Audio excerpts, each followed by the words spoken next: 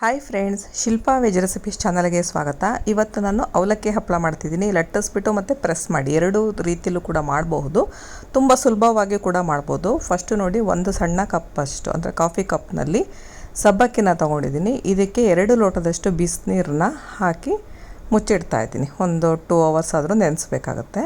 ನಂತರ ಮಿಕ್ಸಿ ಜಾರಿಗೆ ದಪ್ಪ ಅವಲಕ್ಕಿನ ತೊಗೊಂಡಿದ್ದೀನಿ. 2 ಕಪ್ನಷ್ಟು ಹಾಕ್ಕೊಳ್ತಾ ಇದ್ದೀನಿ. ನಾವು ನೀರೆಲ್ಲ ಕುಡಿತೀವಲ್ಲ, ಆ ಕಪ್ ಅಳತೆಯಲ್ಲಿ 2 ಕಪ್ನಷ್ಟು ಫಸ್ಟ್ ಹಾಕಿದ್ದೀನಿ. ಮತ್ತು ಕಲ್ಲುಪ್ಪನ್ನ ಸ್ವಲ್ಪ ಹಾಕ್ಕೊಳ್ತಾ ಇದ್ದೀನಿ. ಈಗ ಇದನ್ನು ಪುಡಿ ಮಾಡ್ಕೊಳ್ತಾ ಇದ್ದೀನಿ. ಚೆನ್ನಾಗಿ ನೈಸಾಗಿ ಪುಡಿ ಮಾಡ್ಕೊಳ್ಬೇಕು. ಈಗ ಪುಡಿ ಆಗಿದೆ. ಈಗ ಇದನ್ನು ಒಂದು ದೊಡ್ಡ ಬೌಲಿಗೆ ಹಾಕ್ಕೊಳ್ತಾ ಇದ್ದೀನಿ. ಮತ್ತು ಇನ್ನೂ 2 ಕಪ್ನಷ್ಟು ಅವಲಕ್ಕಿನ ಇದೇ ರೀತಿ ನಾನು ಪುಡಿ ಮಾಡ್ಕೊಳ್ತಾ ಇದ್ದೀನಿ. ಮತ್ತು 2 ಕಪ್ನಷ್ಟು ಅವಲಕ್ಕಿ ಹಾಕಿಬಿಟ್ಟು ಮತ್ತು ಸ್ವಲ್ಪ ಉಪ್ಪು ಹಾಕಿ ಪುಡಿ ಮಾಡ್ಕೊಳ್ತಾ ಇದ್ದೀನಿ. ಇದಕ್ಕೆ ನಾವು ದಪ್ಪ ಅವಲಕ್ಕಿ ತೊಗೊಂಡ್ರೆ ಒಳ್ಳೆಯದು. ತಳು ಅವಲಕ್ಕಿಯಲ್ಲಿ ಅಷ್ಟೊಂದು ಚೆನ್ನಾಗಾಗಲ್ಲ. ಈಗ ಅವಲಕ್ಕಿ ಪುಡಿ ಮಾಡ್ಕೊಂಡು ಆಗಿದೆ. ನೆಕ್ಸ್ಟ್ ನಾನಿಲ್ಲಿ ಮಾವಿನಕಾಯಿ ತೊಗೊಳ್ತಾ ಇದ್ದೀನಿ. ನಾನಿಲ್ಲಿ ಹುಳಿ ಮಾವಿನಕಾಯಿ ತೊಗೊಂಡಿದ್ದೀನಿ. ತುಂಬ ಹುಳಿ ಇತ್ತು ಅಂದರೆ 1 ತೊಗೊಳ್ಳಿ, ಇಲ್ಲ ಅನ್ನೋದಾದರೆ 1-2 ಮಾವಿನಕಾಯಿ ಆದರೂ ಬೇಕಾಗುತ್ತೆ. ಮತ್ತು ಮಾವಿನಕಾಯಿ ಫ್ಲೇವರ್ ಜಾಸ್ತಿ ಬೇಕು, ಹುಳಿ ಜಾಸ್ತಿ ಬೇಕು ಅನ್ನೋರು 2 ಮಾವಿನಕಾಯಿ ತೊಗೊಳ್ಳಿ. ಈಗ ಮಾವಿನಕಾಯಿನ ತುರ್ಕೊಳ್ತಾ ಇದ್ದೀನಿ. ನಾವು ಇದನ್ನು ಮಿಕ್ಸಿ ಜಾರಿಗೆ ಹಾಕ್ಕೊಳ್ಬೇಕಾಗತ್ತೆ. ನಾವು ಹೆಚ್ಚಿಬಿಟ್ಟಾದರೂ ಹಾಕ್ಕೊಳ್ಬೋದು ಅಥವಾ ತುರಿದ್ಬಿಟ್ಟಾದರೂ ಹಾಕ್ಕೊಳ್ಬೋದು.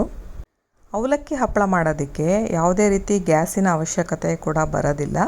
ನಾನು ಸಬ್ಬಕ್ಕಿ ನೆನೆಸೋದಕ್ಕೆ ಮಾತ್ರ ಬಿಸಿನೀರು ಹಾಕ್ಕೊಂಡಿದ್ದೆ. ನಾವು ರಾತ್ರಿಯೇ ಸಬ್ಬಕ್ಕಿನ ನೆನೆಸ್ಕೊಳ್ಳೋದಾದರೆ ಬಿಸಿನೀರು ಹಾಕೋ ಅವಶ್ಯಕತೆಯೂ ಇಲ್ಲ. 2 ಲೋಟದಷ್ಟು ತಣ್ಣೀರನ್ನೇ ಹಾಕ್ಕೊಳ್ಬೋದು. ನೆಕ್ಸ್ಟ್ ಈಗ ಮಿಕ್ಸಿ ಜಾರಿಗೆ ಹಸಿಮೆಣಸು ಹಾಕ್ಕೊಳ್ತಾ ಇದ್ದೀನಿ. ಖಾರ ಸ್ವಲ್ಪ ಜಾಸ್ತಿನೇ ಹಾಕ್ಕೊಳ್ಬೇಕಾಗತ್ತೆ, ಯಾಕಂದರೆ ಎಣ್ಣೆಲಿ ಕರೆದಾಗ ಖಾರದ ಅಂಶ ಕಡಿಮೆ ಅನಿಸುತ್ತೆ. ಹಾಗಾಗಿ ನೆಕ್ಸ್ಟ್ ಮಾವಿನಕಾಯಿ ಏನು ತುರ್ತಿದ್ದೆ ಅದನ್ನು ಹಾಕ್ಕೊಳ್ತಾ ಇದ್ದೀನಿ. ಜೊತೆಗೆ ಸ್ವಲ್ಪ ಕೊತ್ತಂಬರಿ ಸೊಪ್ಪು ಮತ್ತು ಜೀರಿಗೆ ಹಾಕ್ಕೊಳ್ತಾ ಇದ್ದೀನಿ. ಜೀರಿಗೆ 1-2 ಸ್ಪೂನಷ್ಟು ಹಾಕ್ಕೊಳ್ಬೇಕಾಗತ್ತೆ. ಸ್ವಲ್ಪ ಇಂಗನ್ನು ಹಾಕ್ಕೊಳ್ತಾ ಇದ್ದೀನಿ. ನೆಕ್ಸ್ಟ್ ಈಗ ಕರಿಬೇವನ್ನ ಹಾಕ್ಕೊಳ್ತಾ ಇದ್ದೀನಿ. ನೆಕ್ಸ್ಟು ಸ್ವಲ್ಪ ನೀರು ಹಾಕ್ಕೊಂಡು ನುಣ್ಣಗೆ ರುಬ್ಕೊಳ್ಬೇಕು. ಈಗ ರುಬ್ಬಾಗಿದೆ. ಈ ಪೇಸ್ಟನ್ನು ಅವಲಕ್ಕಿ ಏನು ಪುಡಿ ಮಾಡ್ಕೊಂಡಿದ್ದೀನಲ್ಲ ಅದೇ ಬೌಲಿಗೆ ಹಾಕ್ಕೊಳ್ತಾ ಇದ್ದೀನಿ. ಸ್ವಲ್ಪ ನೀರನ್ನ ಹಾಕ್ಕೊಳ್ತಾ ಇದ್ದೀನಿ. ನೆಕ್ಸ್ಟು ಸಬ್ಬಕ್ಕಿ ಕೂಡ ಇಲ್ಲಿ ಚೆನ್ನಾಗಿ ನೆಂದಿದೆ. ಒಂದು 2 ಅವರ್ಸ್ ನೆನೆಸ್ಕೊಂಡ್ರೆ ಸಾಕು. ಬೆಳಗ್ಗೆ ನೆನೆಸಿದ್ರೆ ಒಂದು 6 ಗಂಟೆ ಅಷ್ಟೊತ್ತಿಗೆ ನೆನೆಸಿದ್ರೆ 8 ಗಂಟೆ ಅಷ್ಟೊತ್ತಿಗೆ ಹಪ್ಪಳನ ಮಾಡ್ಕೊಳ್ಬೋದು. ನೆಕ್ಸ್ಟು ಮಿಕ್ಸಿ ಜಾರಿಗೆ ನೆನೆಸಿಟ್ಕೊಂಡಿರೋಂತಹ ಸಬ್ಬಕ್ಕಿನ ಹಾಕಿ ನಾನು ರುಬ್ಕೊಳ್ತಾ ಇದ್ದೀನಿ. ಚೆನ್ನಾಗಿ ರುಬ್ಬಾದಮೇಲೆ ಈಗ ಇದನ್ನು ಕೂಡ ಅಷ್ಟೇ ಅವಲಕ್ಕಿ ಜೊತೆ ಹಾಕಿ ಮಿಕ್ಸ್ ಮಾಡ್ಕೊಳ್ತಾ ಇದ್ದೀನಿ. ಫಸ್ಟು ಇದಿಷ್ಟನ್ನು ಹಾಕ್ಕೊಂಡು ಮಿಕ್ಸ್ ಮಾಡ್ಕೋಬೇಕು. ನಂತರ ನಾವು ಸ್ವಲ್ಪನೇ ನೀರು ಹಾಕ್ಕೊಳ್ತಾ ಮಿಕ್ಸ್ ಮಾಡ್ಕೊಳ್ಬೇಕಾಗತ್ತೆ. ತುಂಬಾ ಟೇಸ್ಟಿಯಾಗಿರುತ್ತೆ. ಇಲ್ಲಿ ನಾವು ಈರುಳ್ಳಿ ಬೆಳ್ಳುಳ್ಳಿ ಕೂಡ ಬಳಸಿಲ್ಲ, ಅಕ್ಕಿ ಕೂಡ ಬಳಸಿಲ್ಲ. ಹಾಗಾಗಿ ನೀವೇನಾದರೂ ಉಪವಾಸ ಎಲ್ಲ ಮಾಡ್ತೀರಾ ಅಂದಾಗ ಆ ಟೈಮಲ್ಲಿ ಕೂಡ ಈ ಹಪ್ಪಳನ ಕರ್ಕೊಂಡು ತಿನ್ಬೋದು ಅಥವಾ ಸುಟ್ಕೊಂಡು ಕೂಡ ತಿನ್ಬೋದು. ತುಂಬಾ ರುಚಿಯಾಗಿರುತ್ತೆ. ಇನ್ನು ಮಳೆಗಾಲದಲ್ಲಂತೂ ಖಾರವಾಗಿ ಮಾವಿನಕಾಯಿ ಫ್ಲೇವರ್ ಹಪ್ಪಳ ತುಂಬ ರುಚಿ ಕೂಡ ಕೊಡುತ್ತೆ. ಈಗ ಸ್ವಲ್ಪನೇ ನೀರು ಮಿಕ್ಸ್ ಮಾಡ್ಕೊಳ್ತಾ ನಾನು ಕಲಿಸ್ಕೊಳ್ತಾ ಹೋಗ್ತಾಯಿದ್ದೀನಿ. ಚಪಾತಿ ಹಿಟ್ಟಿನ ಹದಕ್ಕೆ ಕಲಿಸ್ಕೊಂಡ್ರೆ ಸಾಕು. ಸ್ವಲ್ಪ ಆದಷ್ಟು ಸಾಫ್ಟಾಗೆ ಕಲಿಸ್ಕೊಳ್ಬೇಕು. ನಾವು ಇದನ್ನು ಚೆನ್ನಾಗಿ ನಾದ್ಕೊಂಡಾದರೂ ಹಪ್ಪಳ ಮಾಡ್ಕೊಳ್ಬೋದು, ಅಥವಾ ಇದನ್ನು ಸ್ವಲ್ಪ ಹೊರಳ್ಕದಲ್ಲಿ ಹಾಕಿ ಕುಟ್ಕೊಂಡು ಒನಕೆ ಅಥವಾ ಕುಟಾಣಿಯಲ್ಲಿ ಕುಟ್ಟು ಕೂಡ ಮಾಡ್ಬೋದು. ಮುಚ್ಚಿಬಿಟ್ಟಿಟ್ಟು ಒಂದು ಅರ್ಧ ಗಂಟೆ ಬಿಡ್ತಾಯಿದ್ದೀನಿ. ಒಂದು ಅರ್ಧ ಗಂಟೆ ಆದಮೇಲೆ ಚೆನ್ನಾಗಿ ನೆಂದಿದೆ ನೋಡಿ. ಈಗ ನಾನು ಕುಟಾಣಿಯಲ್ಲಿ ಕುಟ್ಕೊಳ್ತಾ ಇದ್ದೀನಿ. ಫಸ್ಟು ಕೈಗೆ ಸ್ವಲ್ಪ ಎಣ್ಣೆ ಹಚ್ಕೊಳ್ತಾ ಇದ್ದೀನಿ. ನೆಕ್ಸ್ಟು ಒಂದು ಸ್ವಲ್ಪ ಅವಲಕ್ಕಿ ಹಿಟ್ಟು ಏನು ಕಲಸಿದ್ನಲ್ಲ ಅದನ್ನು ಕುಟಾಣಿಗೆ ಹಾಕಿಬಿಟ್ಟು ಕುಟಾಣಿ ಏನು ಕುಟ್ತೀವಲ್ಲ ಅದಕ್ಕೂ ಕೂಡ ಸ್ವಲ್ಪ ಎಣ್ಣೆ ಸವರ್ಬಿಟ್ಟು ಕುಟ್ಕೊಳ್ತಾ ಇದ್ದೀನಿ. ನಾವು ಕುಟ್ಕೊಳ್ಳೇಬೇಕು ಅಂತ ಏನಿಲ್ಲ. ಸ್ವಲ್ಪ ಕೈಗೆ ನೀರನ್ನ ಹಾಕ್ಕೊಂಡು ಒದ್ದೆ ಮಾಡಿಕೊಂಡು ಚೆನ್ನಾಗಿ ಒಂದು ದೊಡ್ಡ ತಟ್ಟೆಯಲ್ಲಿ ಇದನ್ನು ಹಿಟ್ಟನ್ನು ಹಾಕ್ಕೊಂಡು ನಾದ್ಕೊಳ್ಬೋದು. ನಿಮಗೆ ನಾದ್ಕೊಳಕ್ಕಾಗತ್ತೆ ಅನ್ನೋದಾದರೆ. ಬಟ್ ಕುಟ್ಟಿ ಮಾಡೋದು ತುಂಬ ಈಸಿ ಮೆಥಡು. ನಾದ್ಕೊಂಡು ಮಾಡೋದಾದರೆ ಸ್ವಲ್ಪ ಹಿಟ್ಟನ್ನು ಸಾಫ್ಟಾಗಿ ಕಲಿಸ್ಕೊಳ್ಳಿ, ನಂತರ ನಾದ್ಕೊಳ್ಳೋದಕ್ಕೂ ಕೂಡ ಆಗುತ್ತೆ. ಈಗ ನಾನು ಸ್ವಲ್ಪ ಕುಟ್ಕೊಳ್ತಾ ಇದ್ದೀನಿ. ತುಂಬ ಹೊತ್ತೆಲ್ಲ ಏನು ಕುಟ್ಟಬೇಕು ಅಂತಿಲ್ಲ, ಸ್ವಲ್ಪ ಹಿಟ್ಟು ಸಾಫ್ಟ್ ಆಗೋ ತನಕ ಕುಟ್ಟಿದ್ರೆ ಸಾಕು. ಈ ಥರ ಒಂದು 3-4 ರೌಂಡು ಕುಟ್ಕೊಂಡ್ರೆ ಸಾಫ್ಟಾಗಿ ಆಗುತ್ತೆ. ಆವಾಗ ಲಟ್ಸೋದಕ್ಕೆ ಈಸಿ ಆಗುತ್ತೆ. ಹಾಗಾಗಿ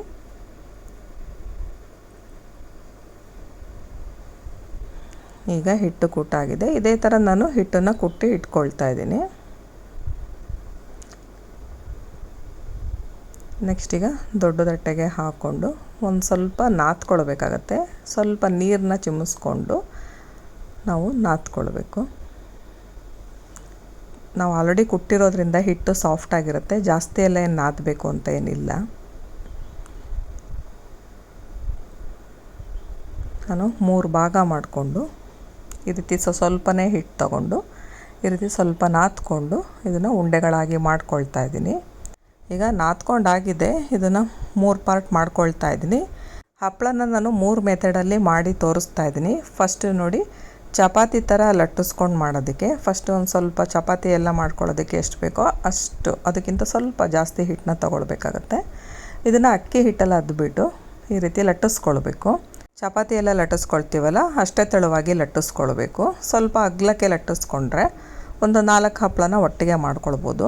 ಲಟ್ಟಿಸುವಾಗ ಸ್ವಲ್ಪ ಹಿಟ್ಟನ್ನು ಹಚ್ಕೊಳ್ತಾ ಲಟ್ಟಿಸ್ಕೊಳ್ತಾ ಹೋಗಬೇಕಾಗತ್ತೆ. ಎಷ್ಟು ದೊಡ್ಡಕ್ಕಾಗುತ್ತೋ ಅಷ್ಟು ದೊಡ್ಡಕ್ಕೆ ಲಟ್ಟಿಸ್ಕೊಳ್ಳಿ. ಲಟ್ಟಿಸುವಾಗ ಈ ರೀತಿ ಹಿಟ್ಟನ್ನು ಹಚ್ಕೊಳ್ತಾ ಲಟ್ಟಿಸ್ಕೊಳ್ಬೇಕಾಗತ್ತೆ, ಇಲ್ಲಾಂದರೆ ಒಂದೊಂದು ಸಲ ಮಣೆಗೆ ಅಂಟ್ಕೊಳ್ಳೋ ಅಂತಹ ಚಾನ್ಸಸ್ ಇರುತ್ತೆ. ಹಾಗಾಗಿ ಈ ಅವಲಕ್ಕಿ ಹಪ್ಪಳ ಮಾಡೋದು ತುಂಬಾ ಸುಲಭ. ಯಾವಾಗ ನೆನೆಸ್ಕೊಳ್ತೀವೋ ಆವಾಗೇ ಮಾಡ್ಕೊಳ್ಬೋದು. ನಾವು ಸಬ್ಬಕ್ಕಿನ ನೆನೆಸ್ಕೊಳ್ಬೇಕು ಅಂತಲೂ ಇಲ್ಲ. ಅವಲಕ್ಕಿ ಪುಡಿ ಮಾಡ್ಕೊಳ್ತೀವಲ್ಲ ಆವಾಗ ಸಬ್ಬಕ್ಕಿನೂ ಕೂಡ ಅದ್ರ ಜೊತೆಗೆ ಸ್ವಲ್ಪ ಹಾಕ್ಕೊಂಡು ಪುಡಿ ಮಾಡ್ಕೊಳ್ಬೋದು. ನೋಡಿ, ಈ ರೀತಿ ಬಾಕ್ಸ್ ಮುಚ್ಚಳ ತೊಗೊಂಡು ಈ ರೀತಿ ಕೊರೆದಿದ್ದೀನಿ. ಆವಾಗ ಒಂದೇ ಸೈಜ್ನಲ್ಲಿ ಹಪ್ಪಳಗಳು ರೆಡಿ ಆಗುತ್ತೆ. ಈಗ ಇದು ಉಳಿದಿರೋದನ್ನು ಮತ್ತೆ ಸ್ವಲ್ಪ ನಾದ್ಕೊಂಡು ಇದನ್ನು ನಾವು ಮತ್ತೆ ಚಪಾತಿ ಥರನಾದ್ರು ಲಟ್ಟಿಸ್ಕೊಂಡು ಈ ರೀತಿ ಬಾಕ್ಸ್ ಮುಚ್ಚಳ ತೊಗೊಂಡು ಕೊರ್ದಾರ ಮಾಡ್ಕೊಳ್ಬೋದು. ಅಥವಾ ಈ ಥರ ಸಣ್ಣ ಸಣ್ಣ ಉರುಳಿ ಮಾಡಿಕೊಂಡು ಒಂದೊಂದಾಗಿ ಪೂರಿ ಸೈಜ್ನಲ್ಲಿ ನಾವು ಲಟ್ಟಿಸ್ಕೊಳ್ತಾ ಹೋಗ್ಬೋದು. ಅವಲಕ್ಕಿ ಹಪ್ಪಳ ಮಾಡುವಾಗ ಸ್ವಲ್ಪ ಚೆನ್ನಾಗಿ ಬಿಸಿಲು ಕೂಡ ಇದ್ದರೆ ಬೇಗ ಒನ್ ಡೇಯಲ್ಲೇ ನಾವು ಒಣಗಿಸ್ಕೊಳ್ಬೋದು, ಅಥವಾ ಮನೆಯಲ್ಲೇ ಕೂಡ ಒಣಗಿಸ್ಕೊಳ್ಬೋದು. ಬಟ್ ಅಟ್ಲೀಸ್ಟ್ ಹೊರಗಡೆ ಬಿಸಿಲು ಇರಬೇಕು, ಅಂದರೆ ಗಾಳಿ, ಸೆಕೆ ಗಾಳಿ ಇರಬೇಕು. ಥಂಡಿ ಗಾಳಿಯಲ್ಲಿ, ಅಂದರೆ ಮಳೆಗಾಲದಲ್ಲೆಲ್ಲ ಮಾಡೋದಕ್ಕಾಗೋದಿಲ್ಲ. ಥಂಡಿ ಗಾಳಿ ಇದ್ದಾಗ, ಬಿಸಿಲಿನ ವಾತಾವರಣ ಇದ್ದಾಗ ಮಾತ್ರ ಈ ಹಪ್ಪಳನ ಮಾಡೋದಕ್ಕೆ ಸಾಧ್ಯ. ಈಗ ನೋಡಿ, ಈ ಹಪ್ಪಳನ ಲಟ್ಟಿಸ್ಕೊಳ್ತಾ ಇದ್ದೀನಿ ಪೂರಿ ಥರ. ಅಕ್ಕಿ ಹಿಟ್ಟಿನಲ್ಲಿ ಅದ್ಬಿಟ್ಟು ಲಟ್ಟಿಸ್ಬಿಟ್ಟು ಪೂರಿ ಸೈಜಿಗೆ ಮಾಡ್ಕೊಳ್ತಾ ಇದ್ದೀನಿ. ಈಗ ಇದೇ ಥರ ಹಪ್ಪಳನ ಒಂದು ಅರ್ಧದಷ್ಟು, ಅಂದರೆ ಒಂದು 40 ಹಪ್ಪಳದಷ್ಟು ನಾನು ಈ ರೀತಿ ಲಟ್ಟಿಸ್ಕೊಂಡು ಮಾಡ್ಕೊಳ್ತಾ ಇದ್ದೀನಿ. ನಾವು ಈ ರೀತಿ ಲಟ್ಟಿಸ್ಕೊಂಡು ಮಾಡೋದ್ರಿಂದ ಅಡ್ವಾಂಟೇಜ್ ಏನಂದರೆ ನಾವು ಸುಟ್ಕೊಂಡು ಕೂಡ ತಿನ್ಬೋದು. ಈಗ ಇದನ್ನು ಒಣಗಾಕ್ತಾ ಇದ್ದೀನಿ ಬಿಸಿಲಲ್ಲಿ. ಈ ಹಪ್ಪಳನ ಕೆಂಡದಲ್ಲಾದರೂ ಸುಡ್ಬೋದು ಅಥವಾ ಗ್ಯಾಸಲ್ಲಾದರೂ ಸುಡಬಹುದು. ಮತ್ತು ಮೇಲ್ಗಡೆ ಸ್ವಲ್ಪ ಕೊಬ್ಬರಿ ಎಣ್ಣೆ ಹಾಕ್ಕೊಂಡ್ರೆ ಒಳ್ಳೆ ಟೇಸ್ಟಾಗಿರೋವಂತಹ ಹಪ್ಪಳ ತಿನ್ನೋದಕ್ಕೆ ರೆಡಿ ಆಗುತ್ತೆ. ಈಗ ನೆಕ್ಸ್ಟ್ ನಾನು ಪ್ರೆಸ್ಸಿಂಗ್ ಮಿಷನ್ನಲ್ಲಿ ಹಪ್ಪಳ ಇದನ್ನು ಹೇಗೆ ಮಾಡೋದು ಅಂತ ತೋರಿಸ್ತಾ ಇದ್ದೀನಿ. ಎಣ್ಣೆ ಪ್ಯಾಕೆಟ್ನ ತೊಗೊಂಡಿದ್ದೀನಿ, ಅಥವಾ ಯಾವುದಾದ್ರೂ ಕವರ್ನ ತೊಗೊಳ್ಬೋದು. ಬಟ್ ಎಣ್ಣೆ ಹಚ್ಕೊಳ್ಬೇಕಾಗತ್ತೆ ಅಷ್ಟೇ. ಈ ರೀತಿ ಕಟ್ ಮಾಡಿಕೊಂಡು ಈಗ ಎಣ್ಣೆ ಸವರ್ಕೊಳ್ತಾ ಇದ್ದೀನಿ. ನೆಕ್ಸ್ಟು ಹಿಟ್ಟನ್ನು ಹಾಕ್ಕೊಳ್ತಾ ಇದ್ದೀನಿ. ಕೈಗೆ ಸ್ವಲ್ಪ ಎಣ್ಣೆ ಹಾಕ್ಕೊಳ್ತಾ ಇದ್ದೀನಿ. ಈಗ ಇದನ್ನು ಚೆನ್ನಾಗಿ ನಾದ್ಕೊಂಡು ಸಣ್ಣ ನಿಂಬೆಹಣ್ಣಿನ ಗಾತ್ರದಷ್ಟು ಉರುಳಿನ ಮಾಡ್ಕೊಳ್ತಾ ಇದ್ದೀನಿ. ನಾವು ಆಲ್ರೆಡಿ ಕುಟ್ಟಿರೋದ್ರಿಂದ ಜಾಸ್ತಿ ಹೊತ್ತೆಲ್ಲ ನಾದಬೇಕು ಅಂತಿಲ್ಲ, ಜಸ್ಟ್ ಸ್ವಲ್ಪ ನಾದಿದ್ರೆ ಸಾಕು ಅಷ್ಟೇ.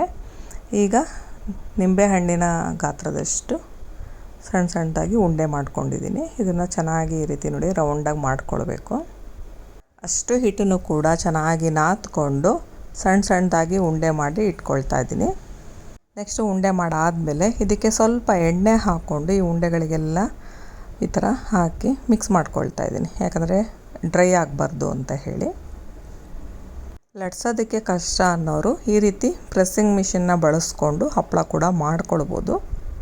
ಈಗ ಒಂದು ಉಂಡೆ ತೊಗೊಂಡು ಈ ರೀತಿ ಪ್ರೆಸ್ ಮಾಡಿಕೊಂಡು ನೋಡಿ, ಈ ರೀತಿ ಮೇಲ್ಗಡೆ ಕವರ್ ಮುಚ್ಚಿ ಇದನ್ನು ಪ್ರೆಸ್ ಮಾಡ್ಕೊಳ್ಬೇಕು. 1-2 ಸಲ ಈ ಥರ ಪ್ರೆಸ್ ಮಾಡ್ಕೊಳ್ಬೇಕಾಗತ್ತೆ. ಈಗ ನೋಡಿ, ಹಪ್ಪಳ ರೆಡಿ ಆಯಿತು. ಲಟ್ಸೋದು ಕಷ್ಟ ಅನ್ನೋರು ಈ ರೀತಿ ಹಪ್ಪಳನ ಮಾಡ್ಕೊಳ್ಬೋದು. ಬಟ್ ಏನಂದರೆ ಈ ಪ್ರೆಸ್ ಮಾಡಿದ ಹಪ್ಪಳ ಸುಟ್ಕೊಂಡು ತಿನ್ನೋದಕ್ಕೆ ಅಷ್ಟು ಚೆನ್ನಾಗಾಗೋದಿಲ್ಲ. ಹಾಗಾಗಿ ನಾನು ಅರ್ಧ ಹಪ್ಪಳ ಸುಟ್ಕೊಂಡು ತಿನ್ನೋದಕ್ಕೆ ಅಂತ ಹೇಳಿ ಮಾಡಿದ್ದೀನಿ. ಪ್ರೆಸ್ ಮಾಡಿದ ಹಪ್ಪಳನೇ ಆಗಿರ್ಬೋದು ಅಥವಾ ಲಟ್ಸಿದ ಹಪ್ಪಳನೇ ಆಗಿರ್ಬೋದು, ಎಣ್ಣೆಲಿ ಹಾಕಿ ಕರೆದಾಗ ಸೇಮ್ ಟೇಸ್ಟ್ ಇರುತ್ತೆ, ಏನು ಡಿಫ್ರೆನ್ಸ್ ಇರೋದಿಲ್ಲ. ಮತ್ತು ಅರಳೋದು ಕೂಡ ಅಷ್ಟೇ ಚೆನ್ನಾಗಿ ಆಗುತ್ತೆ. ಈಗ ನೋಡಿ, ಫಸ್ಟು ಲಟ್ಸಿರೋ ಅಂತಹ ಹಪ್ಪಳನ ಹಾಕ್ಕೊಳ್ತಾ ಇದ್ದೀನಿ. ಈಗ ನೆಕ್ಸ್ಟು ಪ್ರೆಸ್ ಮಾಡ್ಕೊಂಡಿರೋ ಅಂತಹ ಹಪ್ಪಳನ ಹಾಕ್ಕೊಳ್ತಾ ಇದ್ದೀನಿ. ಎರಡು ಕೂಡ ಒಂದೇ ಸೈಜ್ನಲ್ಲಿ ಅರಳ್ತಾ ಇದೆ. ತುಂಬ ಸುಲಭವಾಗಿ ಆಗಬೇಕು ಅನ್ನೋದಾದರೆ ಪ್ರೆಸ್ ಮಾಡಿ ಮಾಡ್ಕೊಳ್ಳಿ. ಟೇಸ್ಟ್ ಅಂತೂ ತುಂಬಾ ಚೆನ್ನಾಗಿ ಬಂದಿದೆ, ಮಾವಿನಕಾಯಿ ಫ್ಲೇವರ್ ಟೇಸ್ಟು. ನೀವು ಕೂಡ ಒಮ್ಮೆ ಈ ರೆಸಿಪಿನ ಟ್ರೈ ಮಾಡಿ. ಈ ವಿಡಿಯೋ ಇಷ್ಟ ಆದರೆ ಲೈಕ್ ಮಾಡಿ, ಶೇರ್ ಮಾಡಿ ಹಾಗೂ ಸಬ್ಸ್ಕ್ರೈಬ್ ಮಾಡಿ. Thank you friends.